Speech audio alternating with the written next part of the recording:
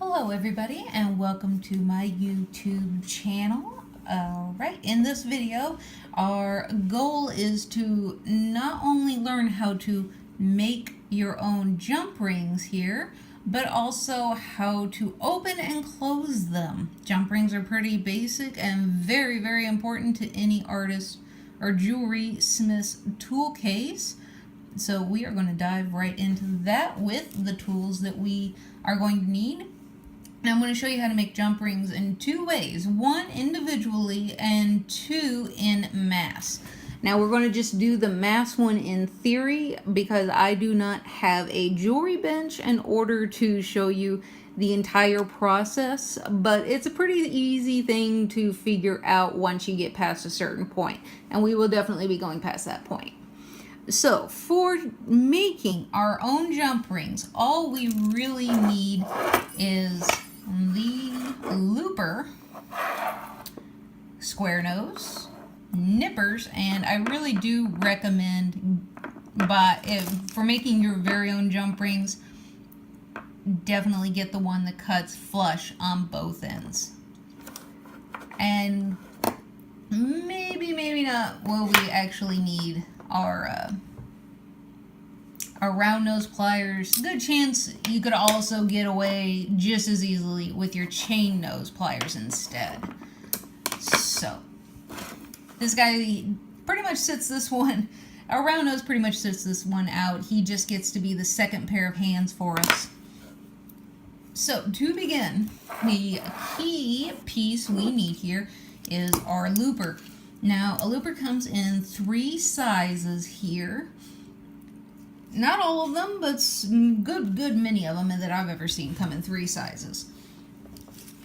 Now, one thing that I have learned that is also extremely awesome, if you want to get smaller, finer jump rings than perhaps what your looper will give you, it's time to go and visit the knitting section of the craft store.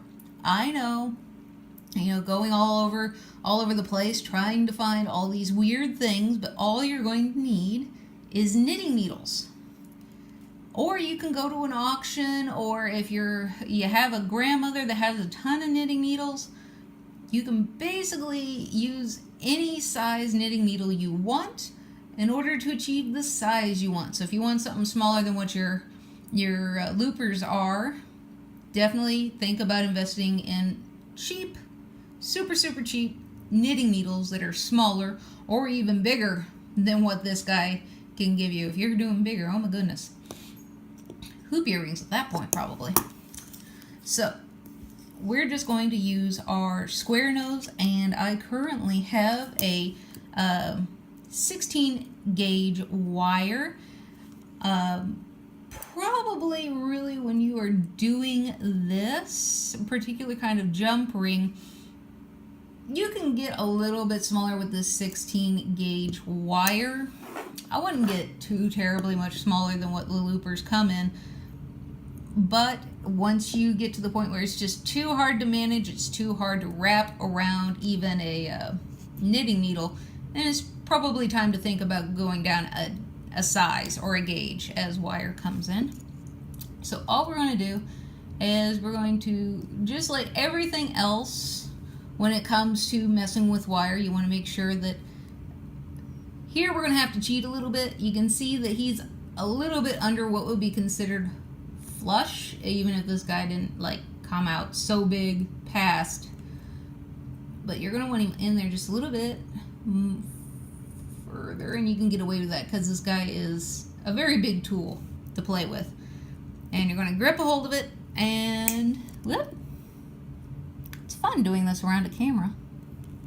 Grip a hold and start rotating around your looper like so, and rotate. Now once you get to this point, you are going to want to make sure that as you're rotating around, that your wire is not going to meet up with itself. We don't want, like how we've been doing with our head pins and everything else that we've been making so far, we don't want these two to meet. You want it to either slightly to the left.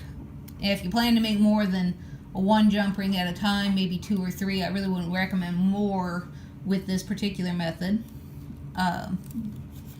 But you want to go slightly to, slightly to the left as you're rotating around. So basically we're making a spring at this point. We won't have that much spring to him, but all right. So a nice little spiral going here. Beautiful, beautiful little hoop. Now because this guy is nice and big, we are going to take our nippers, and he can fit right in there. That's the beauty of doing a larger jump ring. Now if you're doing way smaller ones, you're going to have to go to these guys, and you're really going to have to pay attention to those sharp ends that it ends up leaving you wear, and definitely taking care of them. But this jump ring is big enough to accommodate this guy. So what we want to do is we want to put him butt the end of this wire, that nice flat end there, right up against the mouth on that side. That way, that's where it's going to cut. That way we don't have excess wire. You can get that nice little end comes off. No excess wire, and it's a nice, beautiful little cut right there. Huzzah! A jump ring. And it's beautiful and gorgeous and lovely. So we're going to take our square nose, and this is where learning how to use opening and closing jump rings comes into play. So I got my jump ring. Obviously, let's say I've used him for whatever it is that I'm going to use him for. Now I need to close him up. Actually, whoop! Sorry about that, everybody. Went on a ride there. We're going to use my first jump ring here that I made for the beginning of the video.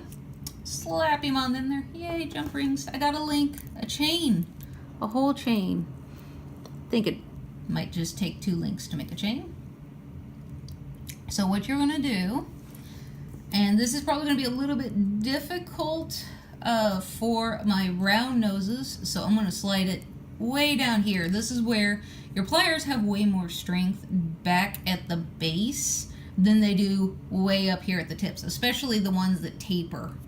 So if you're doing something that's going, especially with this 16 gauge stuff and a very tiny piece that this is, it doesn't seem tiny, but it is for a 16 gauge. Definitely, if you're using any tapered tool, definitely use the base of it. It's a lot stronger for you. So, when you're opening or closing any jump ring of any kind, you want half of the jump ring to be held by one of your pliers. Now, it doesn't seem like half, but if I rotate, you can see the other half of the jump ring falling out on the other side. So, you got half of your jump ring in your pliers there. Now you're going to grab a hold of this other half with your square nose or your chain nose. I really recommend the square nose be involved some way, somehow within your project here, especially with jump rings. He's practically made for it. I don't know if he was exclusively made for it, but anyway. So we got a hold of this guy. And you don't want to death grip it to where you are doing something bad to your metal underneath, but you want to have a really good firm grip. And what we are doing is rotating those 2 pieces into place to where they now meet. So you can see that he was a little bit more loppy-jawed than that when we started off. Now he's semi-closed. Now we can see there, if I can get my camera to behave, it doesn't want to today. Alright, so we can see that there is definitely a gap going on there. So what I am going to do, and another technique that you will have to learn for messing with jump rings, you can see the gap there, is the wiggle. Kind of like the worm. So one of these guys is going to be your stable, which I would recommend it being the round nose in this case. And the other guy is going to be your wiggler. And it's the same motion. You're going to wiggle past and slightly forward. You don't want to put a ton of pressure on it, otherwise you're going to warp your jump ring and you're going to have to start all over again because it won't be round. But you're going to put a little bit of pressure forward as you rock it back and forth, back and forth, back and forth, back and forth, back and forth, back and forth. Until you start feeling those two end pieces grinding together. And once you start feeling them grinding together, you know that your jump ring is closed. And everything. Whoop. It's a little interesting trying to do it like this. Okay, come here.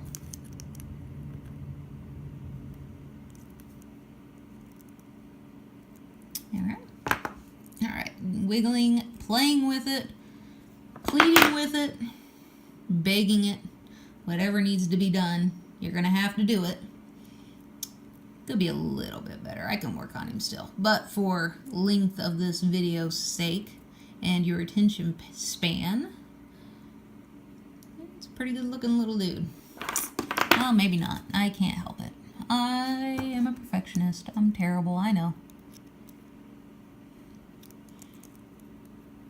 Oh, well, if I only knew it wouldn't be that easy. Alright. So, nice and lovely closed jump ring. Awesome sauce. Beautiful little jump rings. Yay. I'm on my way to my chainmail shirt yet. So, two little links. I mean, once you get practicing with it and you're using this technique a lot more, and you don't have a camera between your hands while you're trying to video, you'll find that it's a lot easier, and you get faster and faster and faster at this. It doesn't take an immense amount of time to make your own jump rings. Plus, you have a great deal of control over, as I've said in my beginner video, you have more control over what the metal's made out of, where the metals come from. You trust your source for instances where you are dealing with maybe clients who have metal allergies of some kind. I have a nickel allergy, so therefore I work in a lot of copper. Nickel is a very cheap metal, but it is valued for the fact that it doesn't tarnish, or at least it doesn't tarnish as quickly as all the other metals do. And because of that, it finds its way into everything. And if you see tarnish-free silver, tarnish-free copper, tarnish-free, you insert metal here, guess what? It's tarnish-free because there's a certain amount of nickel mixed into it. The wonderful world of metals and alloys. I love it. I actually really do. I enjoy metals a great deal, especially heating it and shaping it and forming it. It's a lot of fun. Alright, for the next part of our video, for those of you who have the ability, or at least maybe your husband has a workshop with a lot of tools that you can sneak in, or you have a wife with a workshop and a lot of tools that you can sneak into. Either way, doesn't matter who you are. If you have a space to do this in, and not your kitchen, as is my current case, this method is great for making a lot of jump rings kind of quickly. Sometimes I think I can use the other method faster than I can saw through these guys. It really depends on the gauge you're using. So it's the exact same thing. We get our wire in here. You rotate around. Make sure you are always rotating around the size, the correct size the entire time. Don't mix them up. And make sure that you are spiraling it past the end. You don't want the ends to meet in this occasion. And you keep going, keep going. You got 2 jump rings, and then once this side passes, that is the end of a whole jump ring. So now we're working on a 3rd one. And a 4th one. This is definitely a spring. So, yeah. And again, you can also do the exact same thing with knitting needles.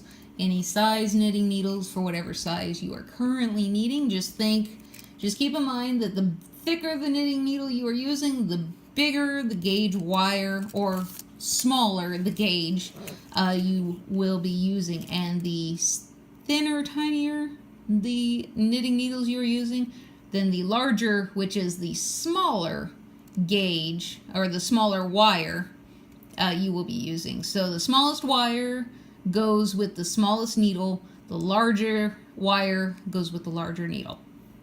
For some reason, gauges are done backwards. So, alright, I think that's enough for our demo right there. Whoop, come here. I'm going to be having some fun sorting all this out later. Alright, pass there. Now I'm going to make sure using these guys, because I'm not going to use this. Yeah, it looks like you could go through all these, but you are going to ruin, just absolutely destroy your tools this way.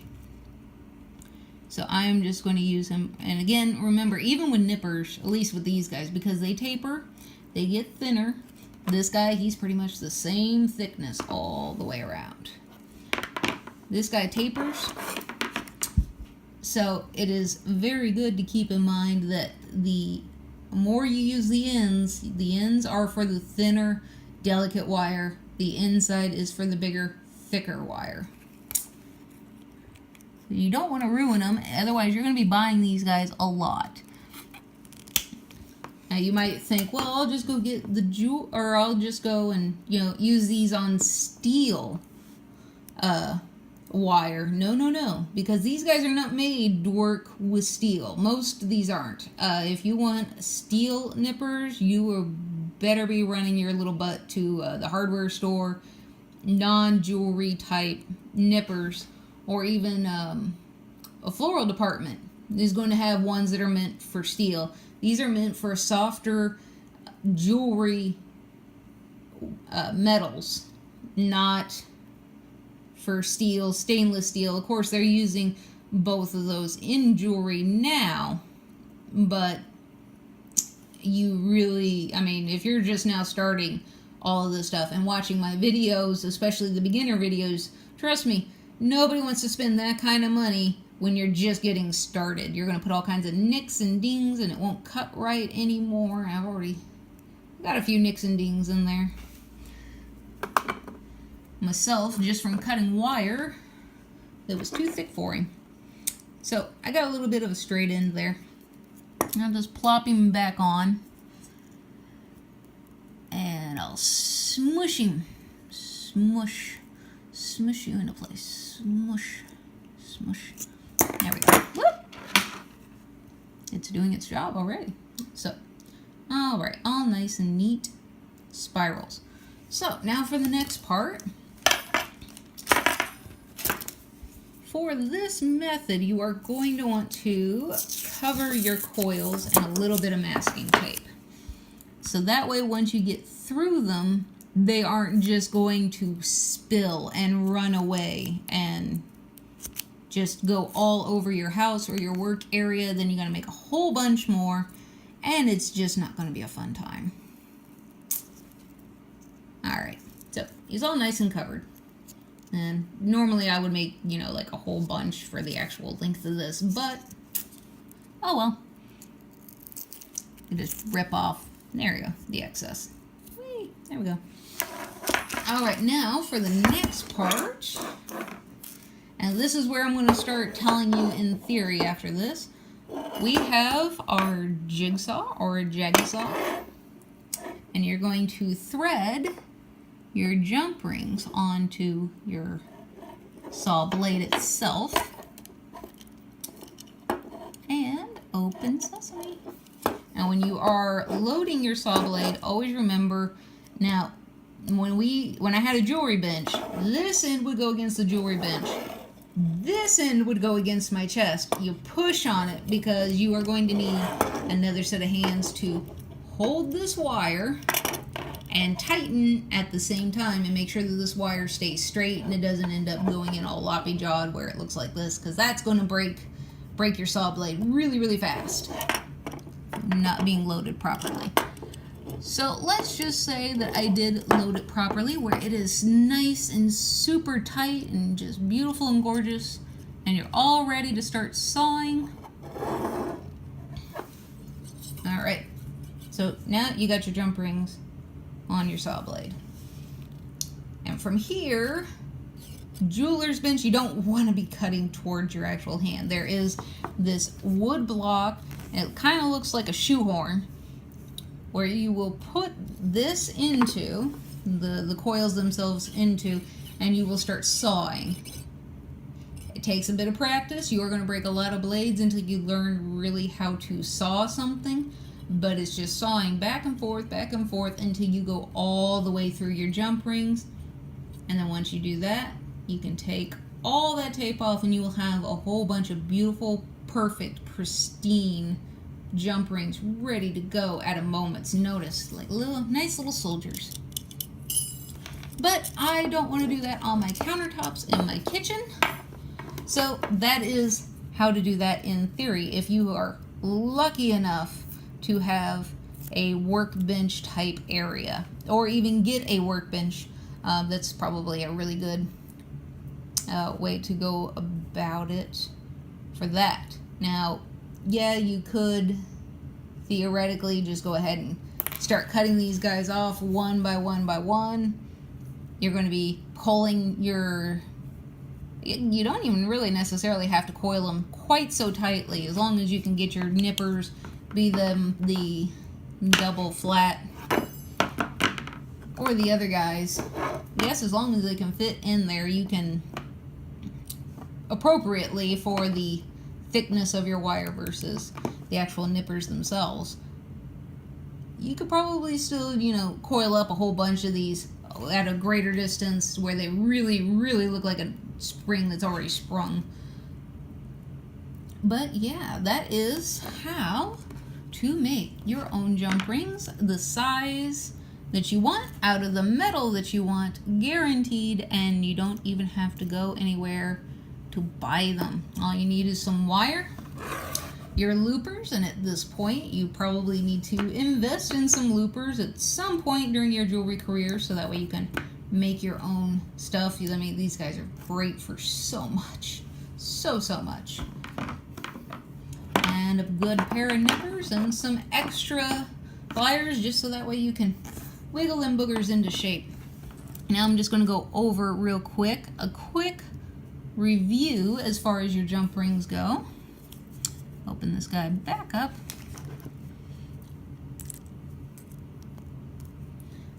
Always when opening and closing your jump rings, got one set of pliers over here holding on to half of it.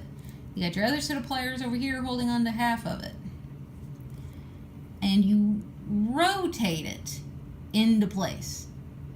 Now if you pull, since these guys are some that I made, like how I see most people doing it. Whoop, too many things in the background.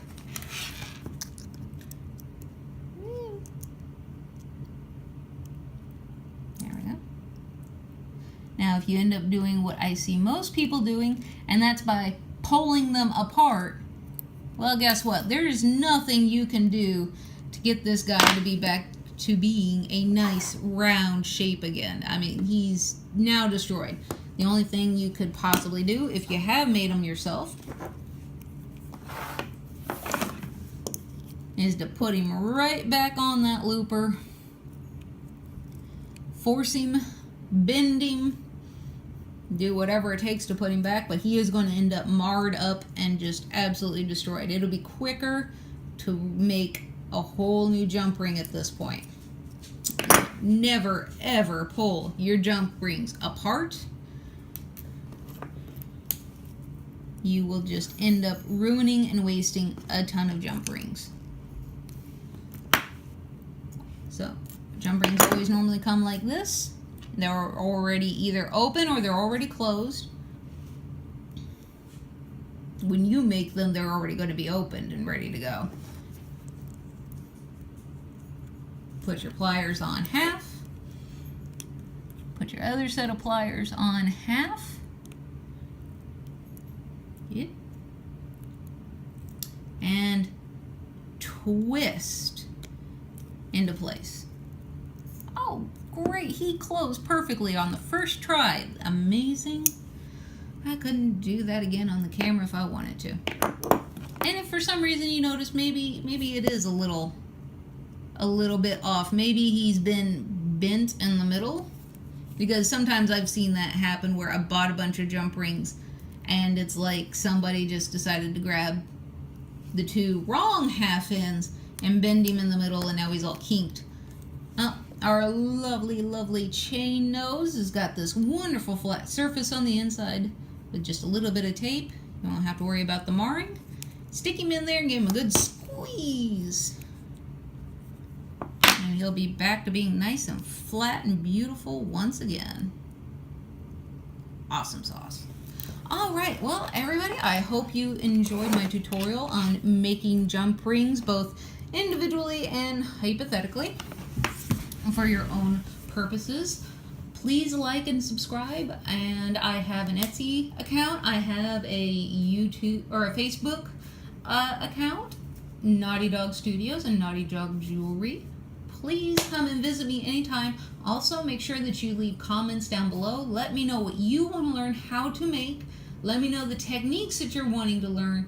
I am more than happy to try to help you with whatever it is you want to learn. Because remember, this is art classes my way. My way as in you, the viewers. I hope to see you guys again in the next video, and y'all have a wonderful day. Bye.